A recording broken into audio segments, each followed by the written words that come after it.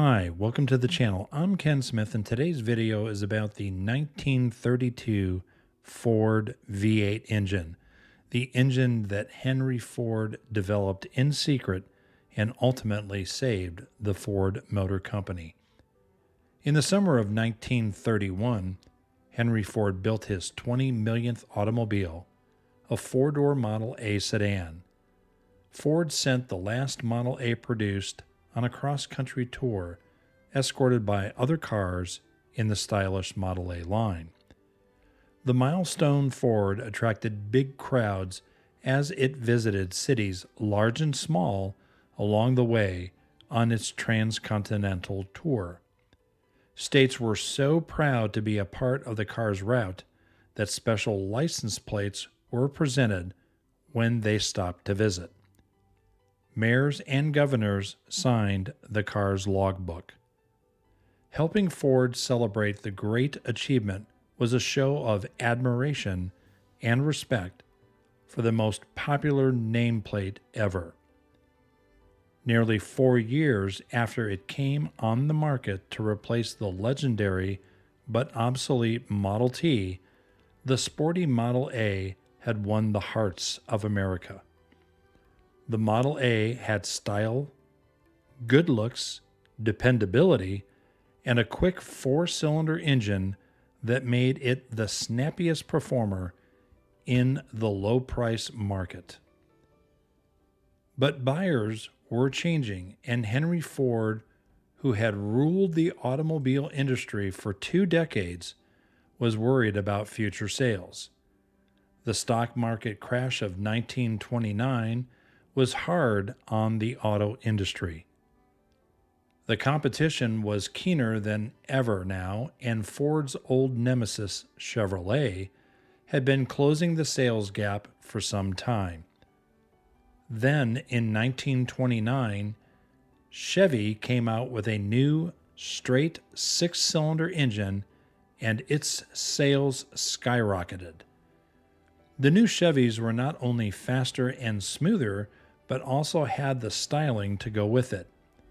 Chevrolet was beating Henry Ford at his own game. Domination of the low-price field by the middle of 1931 was no longer Ford's. Chevys were outselling the Ford now, and the king of the automakers knew he had to do something about it. On July 29, 1931, Henry Ford made his decision.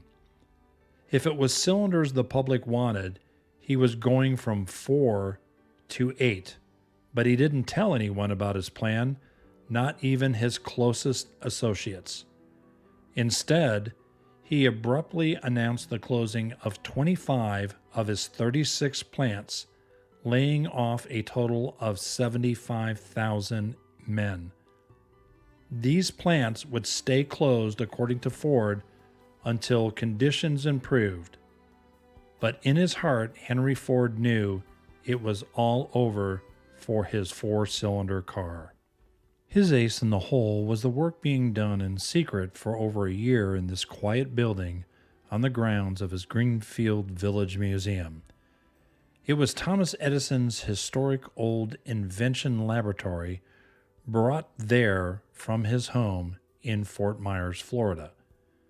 For years, Ford had tinkered with an X8 engine that he hoped one day would power his cars, but it was heavy and complicated. Road testing in Model Ts discovered that the bottom cylinder banks were too close to the ground, and the spark plugs fouled easily. It was an idea that didn't work, but Henry Ford seemed to find inspiration in failure. He thought to himself, why not design a simple, lightweight V8 engine with the block cast in a single piece?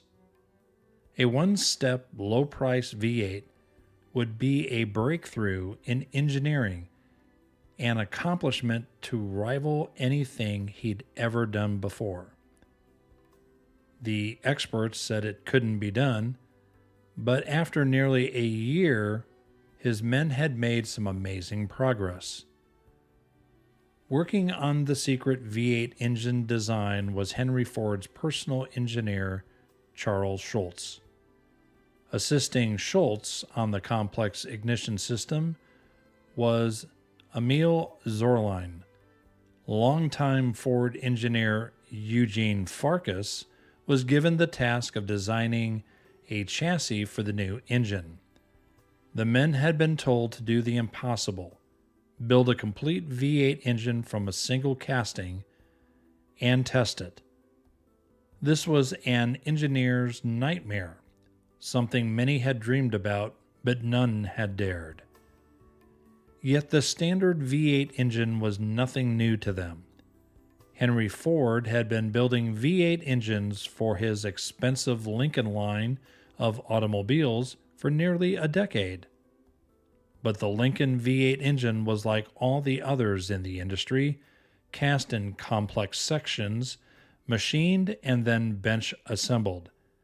It was a system too expensive to consider for a low-priced car. Ford drove his elite engineering team to unlock the secret: how to cast the block in one piece. To test their ingenuity, he forbid them from consulting with other engineers and forced them to use Edison's old belt-driven tools instead of modern equipment. Like many geniuses, Henry Ford's mind worked in strange ways. Not more than a few hundred feet from Edison's old laboratory, where the men were laboring on the new V8 engine with obsolete tools, was the Ford Engineering Building. It was the creative soul of his company and the place Henry Ford spent the most time at. It was a place where hundreds of skilled engineers were at his personal beck and call, but he wouldn't tell any of them about his new secret V8 engine idea until he knew he could build it. Henry Ford could afford to be somewhat peculiar. During this time, he was considered the richest man in America, the symbol of American know-how. Ford owned his own airport and built the famous Ford trimotor airplanes, which took off across his industrial empire in Dearborn, Michigan, over his immense River Rouge plant, the largest automobile manufacturing complex in the world. This plant employed thousands and was a place where people came from around the world to marvel at the sheer spectacle of raw materials going in at one end and finished cars coming out on the other. Henry Ford had tested a V8 engine and by now had let his son Edsel and top production men in on the project. At the young age of 38, Edsel was the soft-spoken president of the company. Ford was even more convinced that the engine idea would work. The secret V8 engine project was now moved into the big engineering building under the supervision of Chief Engineer Loren Sheldrick. Ironically, Sheldrick had been the one person most certain that casting a V8 engine in one piece was impossible. And his fears weren't completely unfounded either. Men were thrown to the job of engineering, casting, and testing the new Ford V8 blocks. For every success, there were 100 failures. Edsel's talent was in styling. This was well proven by his work with the Model A and his luxury Lincoln line. He had been pressing his father for a more competitive car, so his father put him in charge of styling an entirely new body to go with the lightweight V8 engine. Executing on his ideas would be veteran stylist Joe Gallam, who had designed all the Ford bodies since the first Model T. Their first clay models would be an attempt to streamline the existing Model A look with a wide lower body and a racier front end, with a sweeping grille and headlights fared into the fenders.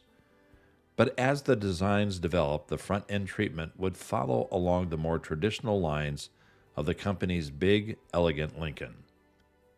In the first week of December 1931, Henry Ford ordered all Model A passenger car production stopped. From now on, he was committing all the resources of his company to building a V8 powered replacement for his famous Model A.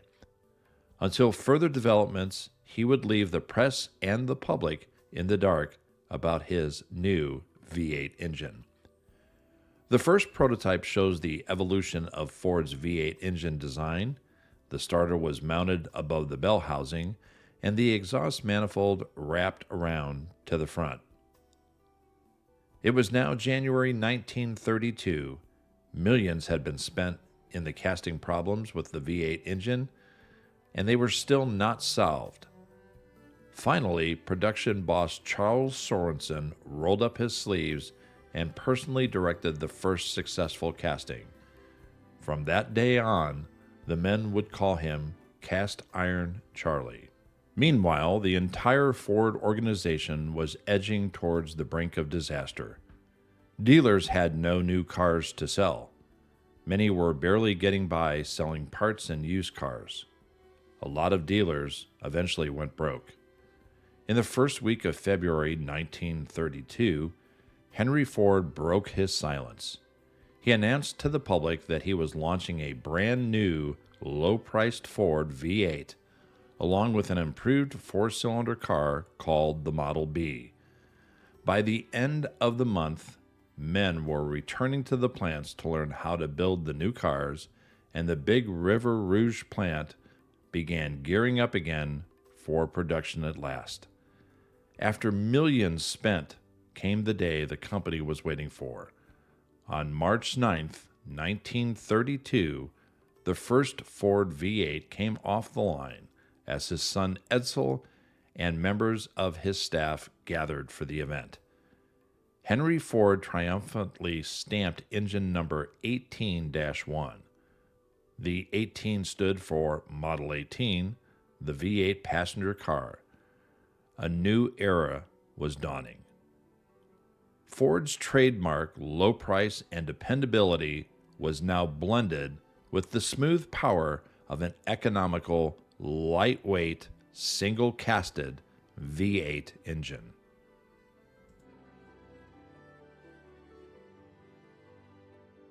Pulse of business beats faster as the great 1,100-acre Ford plant takes on a new life. It's a different place now from the old days when Henry Ford brought out his first bone shaker, the Atom, of the millions of flivvers that have covered the face of the earth since then. Whoa, Lizzie! But Mr. Ford revives her, and she gallops away, hitting on all two. That was 40 years ago. Now 250,000 men are back on the job to create the latest member of the family. And you're looking at them, getting out a new number one. This 8-cylinder descendant of the old 1892 bus represents $624 million being spent to help revive business. A marvelous example of faith in the future. Here she is, and she and her brothers and sisters seem to be tickled to death out in the fresh air, galloping around the lot and stomping all over the place like colts sent out to pasture. Boy, she can take it. But it would be nearly a month before any of the new Ford V8s were available to the public.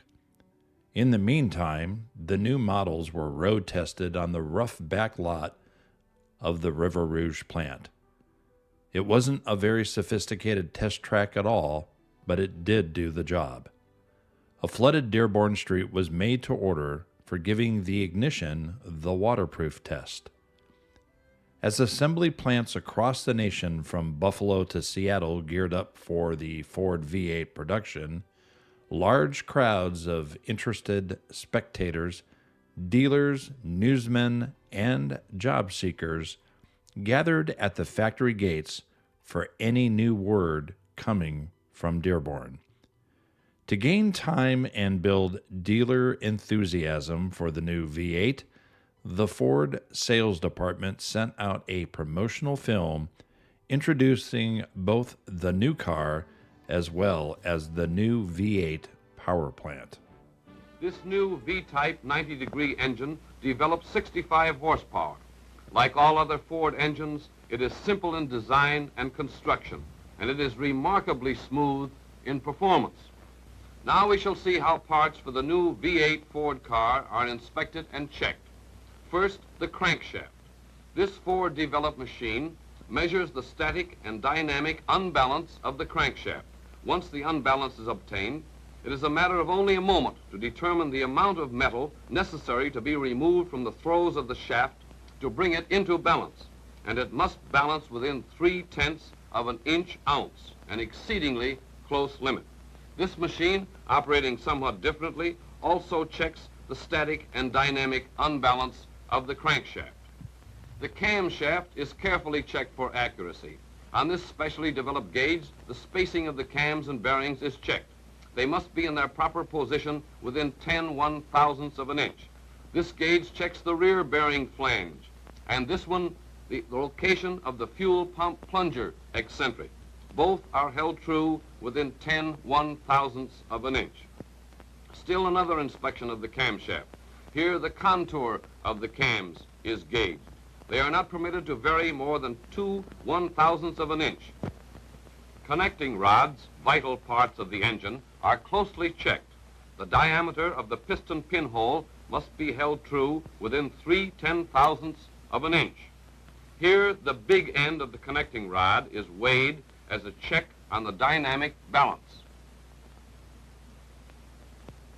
This is the gauge used to check whether the bore of the big end bearing is square with the face.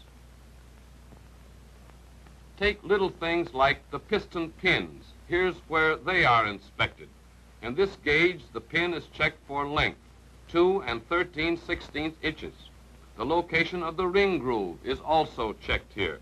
The diameter of the piston pins is held true within 3/10,000ths of an inch. And no pin can be off weight more than 2 grams, the 14th part of an ounce. In this room we find an inspection of the pinholes in the piston. The diameter of the holes is held to a limit of 3/10,000ths of an inch. The weight of the piston is held within 2 grams. Now here's an interesting machine which removes the overweight. A scale on the machine is set to the overweight figure. The piston is placed in position. The machine started, and metal chips bored from the inside drop into a cup. When the weight of chips equals the amount to be removed, the machine automatically stops. Now for a little assembly. You have seen a set of connecting rods, pins, and pistons. This is how the pin, piston, and rod are assembled and checked for alignment. And these assemblies are then carefully weighed and matched in sets. Flywheels are statically and dynamically balanced. On this machine, the operator determines the amount of unbalance in the flywheel, drills out the necessary metal to bring it into balance, and then gives it a final check. The limit is 2/10 of an inch-ounce. Split valve guides are made in perfect half circles, making them interchangeable. Here the halves are being lapped and gauged to bring them in half circles. Cylinder blocks coming from the foundry go to the big milling machines. In this one, the surface of the cylinder bank is milled. First a rough cut and then a finish cut. And the surface must be true flat within a limit of 5/1000ths of an inch. We move to the motors building again and to the assembly line. Assembly of parts into the block begins here. Valves are ground and are properly seated. The crankshaft is assembled in the block. Pistons and connecting rods are assembled. Rings are fitted on the pistons.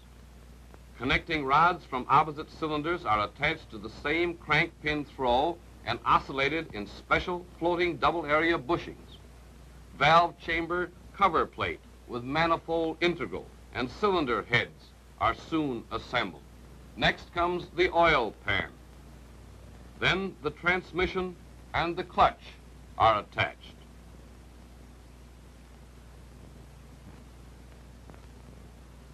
The completely assembled engine comes off the line and moves on to the dynamometer department where it is tested.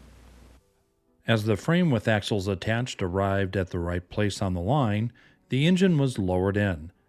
Running changes would be constant as the year progressed. The earliest engines had a 2-blade fan, and the cast aluminum oil pan. Later ones had a 4-blade fan for better undercooling, and a tall distributor coil was another mark of an early 1932 Ford V8 engine. The distributor, coil, and condenser are combined in one unit at the front of the engine.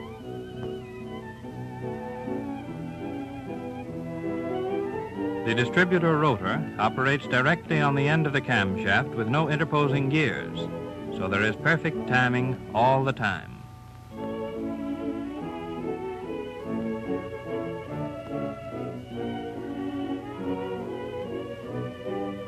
Here we have the distributor cut away so you can see the mechanism. Full automatic spark control is provided by the action of the centrifugal governor, but a new feature is the vacuum-controlled brake on the governor, which controls its action and ensures perfect timing even when the engine is suddenly accelerated under heavy load.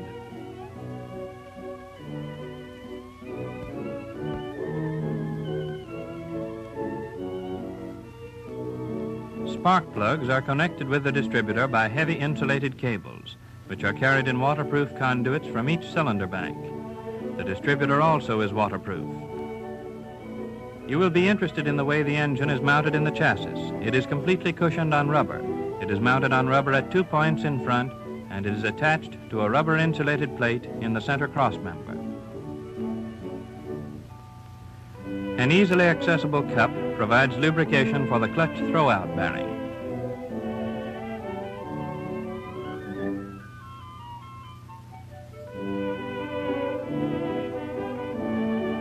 Gear shifting is easy. The transmission has a silent second, helical cut gears in constant mesh.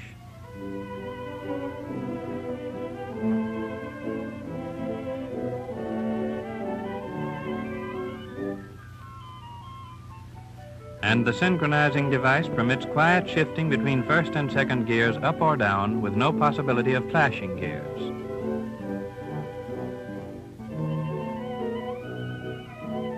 The rear axle is a 3/4 floating type, the advantage of which is that the weight of the car is carried on the axle housing. Axle gears are forged integral with the shafts. Roller bearings are used throughout as the most efficient, the double taper roller bearings on the pinion shaft assuring perfect alignment of gears. The drive shaft is the tubular type. The sturdily constructed front radius rods run from the front axle to the center crossmember where they are joined. They are attached in a rubber insulated ball socket. By the use of the rubber insulator here in the socket, a new element of quietness is introduced. Metal-to-metal contact is eliminated, and lubrication is unnecessary. Here again in the new car is another basic Ford principle, the transverse cantilever spring. In this car, we find the rear spring mounted back of the rear axle housing, a low, flat spring with full flexibility. Rear springs are made in several sizes to meet the riding requirements of the various body types.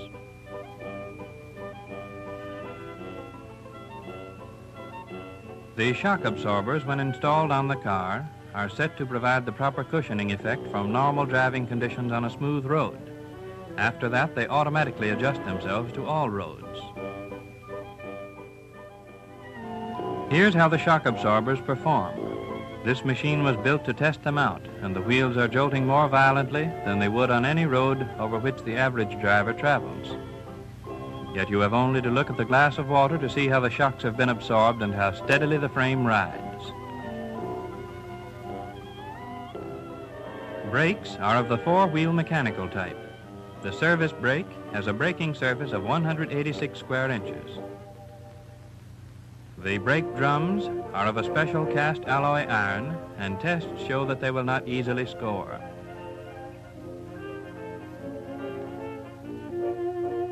The brake cross shaft is a 9-inch shaft mounted in oilless bearings at the rear of the center cross member, so designed as to ensure positive action.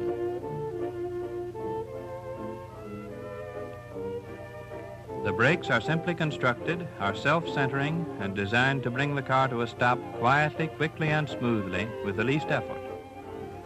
Steering has been made almost effortless with the new worm and sector steering gear with 3-tooth sector.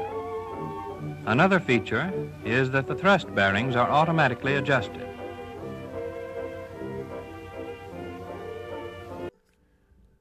On the line, right along with the V8s, went the four-cylinder engines that went into passenger cars and commercial vehicles.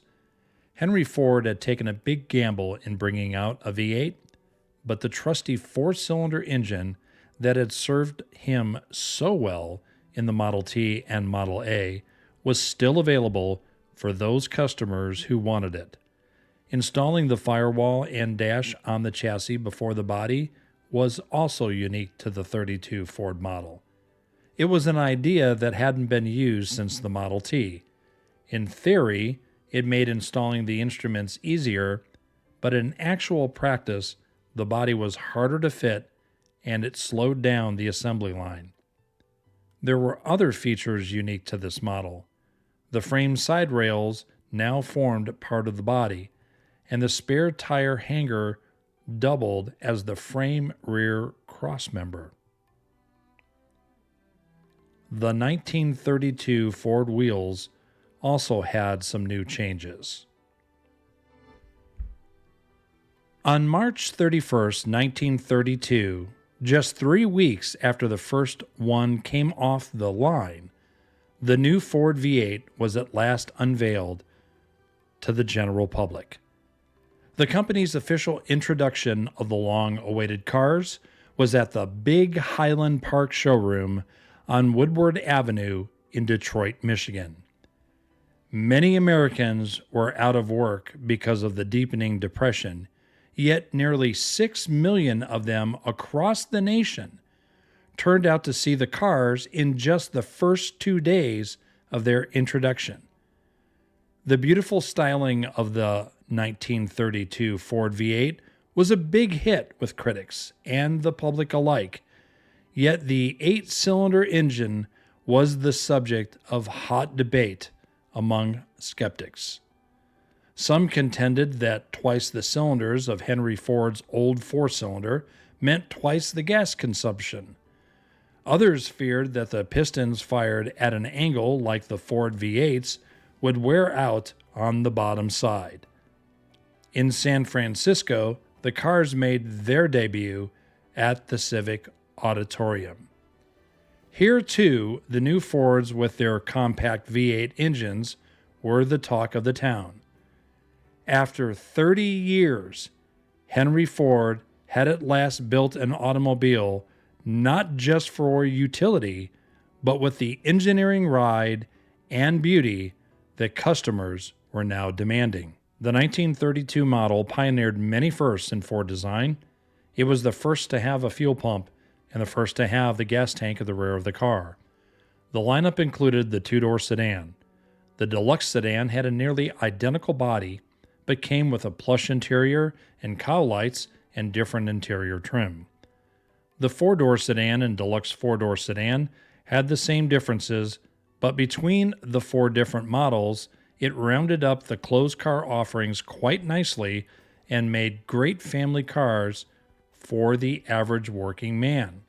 However, there were not the only body style options that were available to the customer. The Victoria, which was offered in 1931 with the Model A, was carried over into 1932. The Roadster was popular for the young crowd. You can see by the sleek body line that even today, it is a car well sought after both as an original restored car or as a hot rod. The Deluxe Roadster had those additional trim options similar to the offerings in the Deluxe Sedan, along with the famous rumble seat. Like the Roadster, the Phaetons came in both standard and deluxe models. All of the convertibles, or what was referred to back then as open cars, came with removable side curtains for inclement weather. These curtains simply snapped onto the side of the car and were normally stowed in the car when not in use. The coupe, or as Ford pronounced it in an advertising film, coupe, was geared towards the single or individual person. This usually had a trunk instead of a rumble seat. The Sport Coupe had a top that looked like a convertible top, but was actually a fixed top. This car also came with a rumble seat option. Notice that the car still has roll-up windows. An additional body style offered was the Deluxe Coupe, also called the three-window coupe, with front opening or suicide doors and no side quarter windows, both styling firsts for Ford. Like the Victoria, the convertible sedan was a design carryover from the Model A and featured a soft top that folded back, leaving the body sides and roll-up windows. The Cabriolet was an all-weather convertible, unlike the Roadster that had side curtains. This model had roll-up windows and appealed more to buyers who wanted a little extra luxury. One of the most beautiful of the 1932 Ford models was the Deluxe Phaeton, yet relatively few were sold except to the wealthy and in mostly fair weather states. From the day Henry Ford and his men watched that first V8-equipped Victoria model coming together somewhat awkwardly on the assembly line, many of the production problems had been worked out. For the retail price point, Ford's new cars were as good in fit and finish as anything on the market. The passenger bodies were built by Ford and two of its longtime suppliers, Briggs and Murray. The bodies arrived on the main assembly line from the overhead storage and were lowered onto a chassis as it arrived on the line below.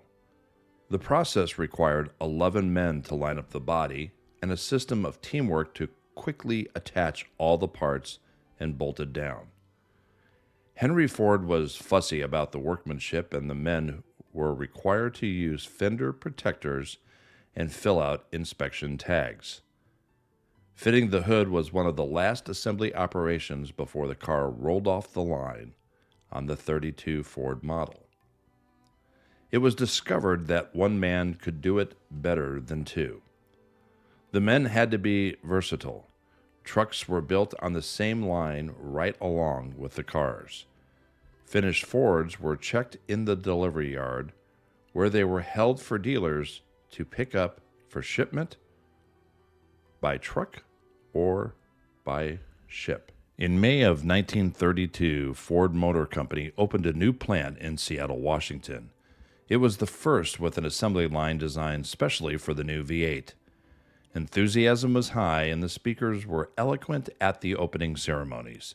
Company officials and local dignitaries looked beyond current troubles and the Great National Depression.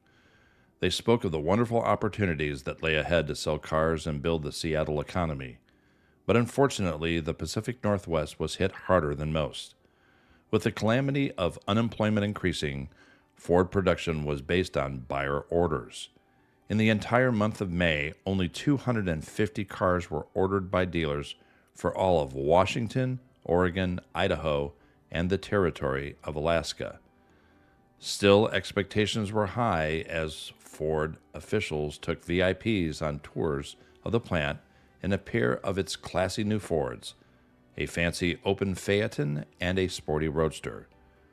Little would the plant manager know, as he proudly pointed out features of his state-of-the-art facility, that come November its doors would close forever, another victim of the Great Depression. It was a long summer for the automobile business. Ford dealers had two engines to sell and the most exciting styling in the low-price field, and yet it was growing harder to get customers to come in for a look. But still, life went on. People had to have new cars. By July, a new trend had been established. The V8s were now the most popular Fords and were outselling the four-cylinder Model Bs 3-1. Easily the best-selling open Ford for the year was the sporty Deluxe V8 Roadster. The price was $500, and it came with a rumble seat, folding windshield, genuine leather seats, and a full set of tools. To make the sale, the dealer was more than happy to throw in a full tank of gas and a complimentary servicing after it was broken in.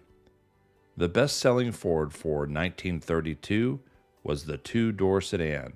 For the price, it was the top choice among young families, businessmen, and traveling salesmen. For many who bought some of those early Ford V8s, however, Real trouble lay ahead.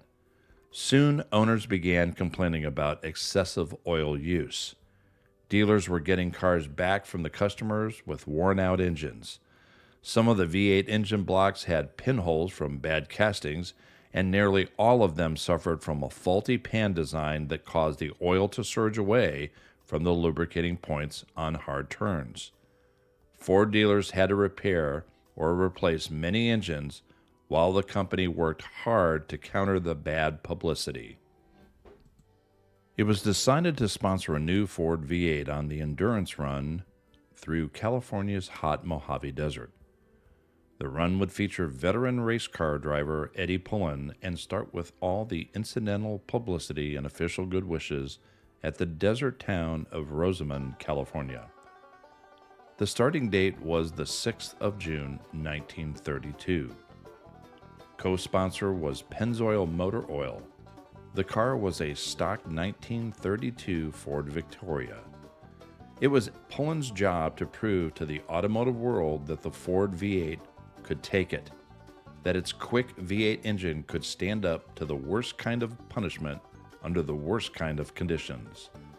Timed by Western Union and running at all-out speeds, Pullen would circle the desert course for the next 33 consecutive days, 1,000 miles a day. Around the clock, Pullen and his relief drivers would spell each other out in 4-hour shifts, stopping only for fuel and water and sometimes a little oil. Pullen's Desert Dash was a big event for the mining town along the route. There was no use complaining about the heat, though it was just another nice day out here in the Mojave Desert. Mile after mile, Pullen drove the Ford Victoria, switching drivers often.